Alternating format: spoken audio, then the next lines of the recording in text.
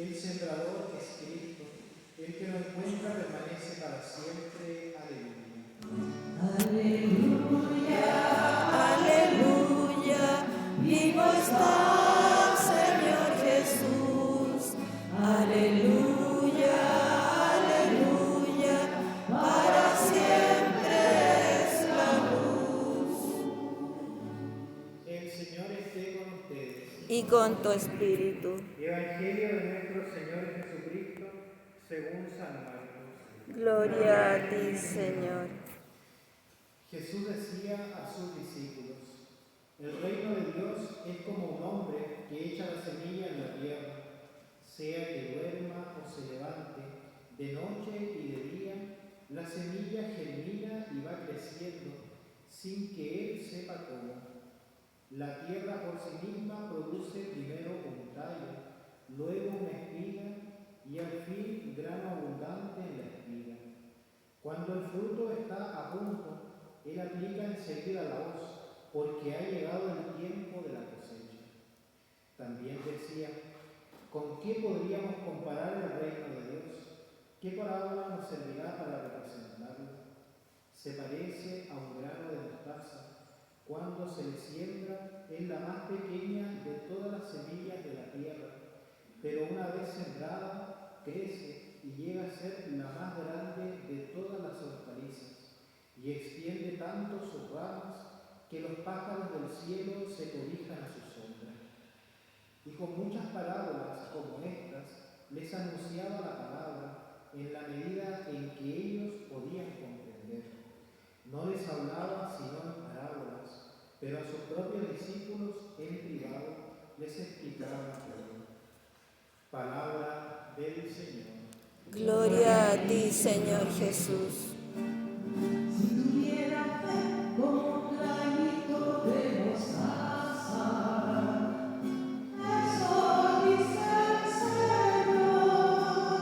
Si tuviera fe como un granito de mostaza, eso dice el Señor.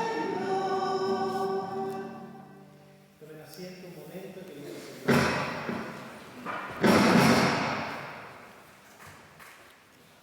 El micrófono a veces. Debo soñar con este micrófono a veces. Ya. Estamos celebrando el domingo 11 del tiempo ordinario y el Señor nos regala este Evangelio de San Marcos en el capítulo 4.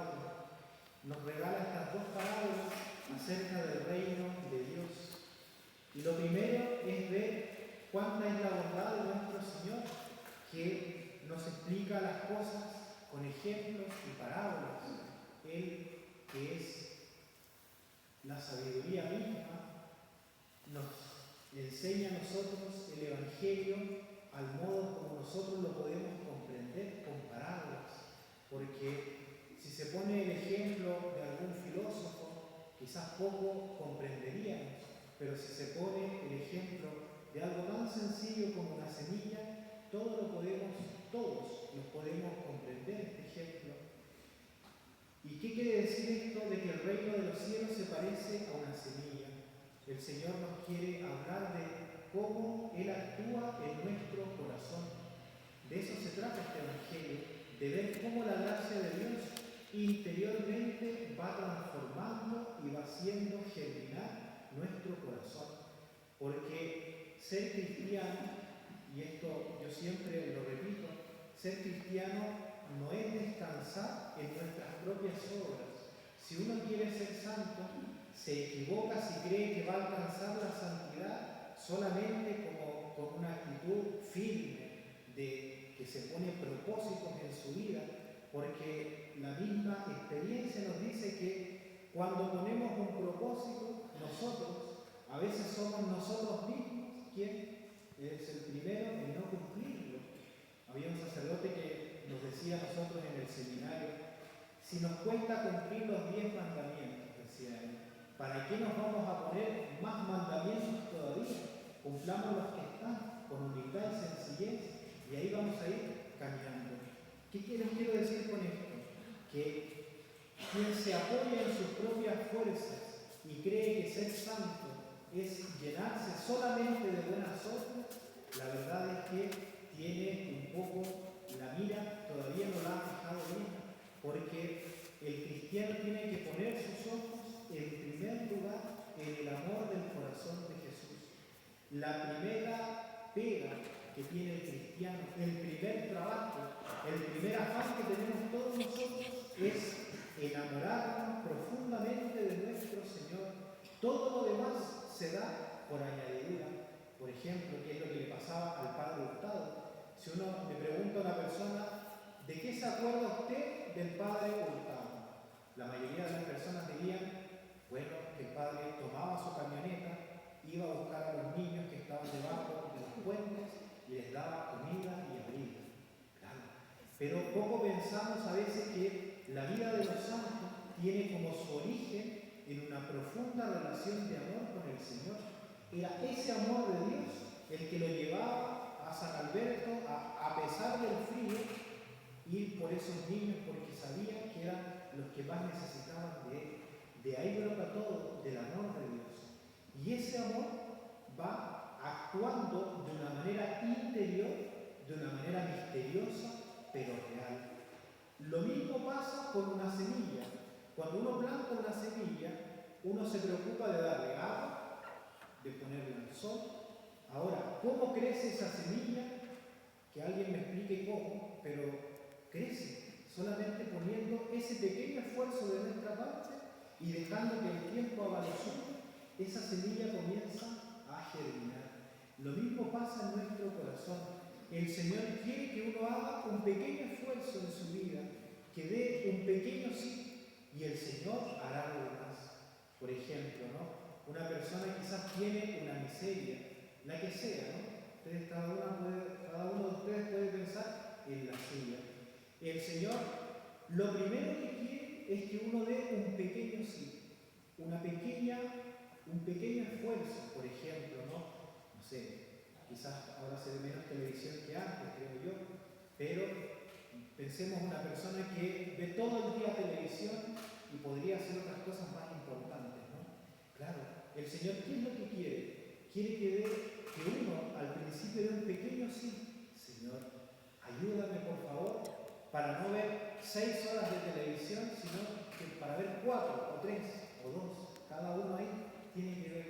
Pero se fijan que es un pequeño esfuerzo. ¿Por qué? Porque creemos que el Señor hace el resto también por nosotros.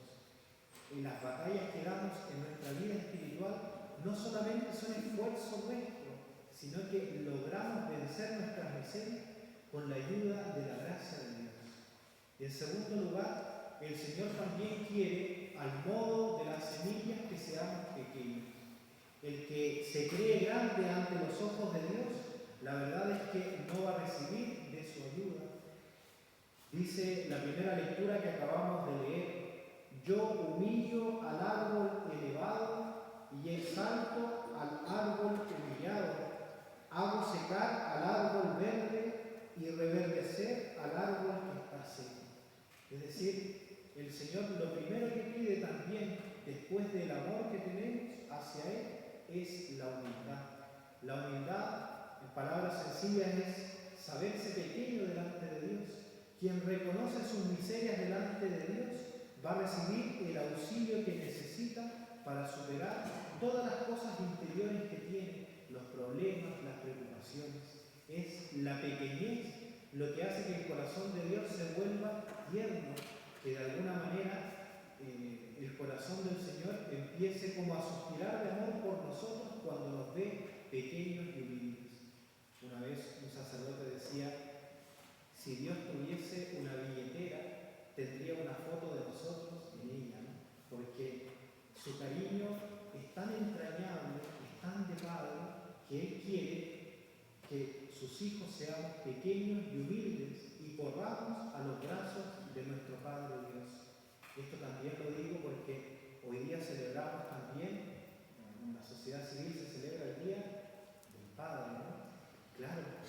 ¿Por qué les digo esto? Porque a los padres, este va dedicado a los papás, la paternidad es una cosa tan importante. ¿Por qué razón?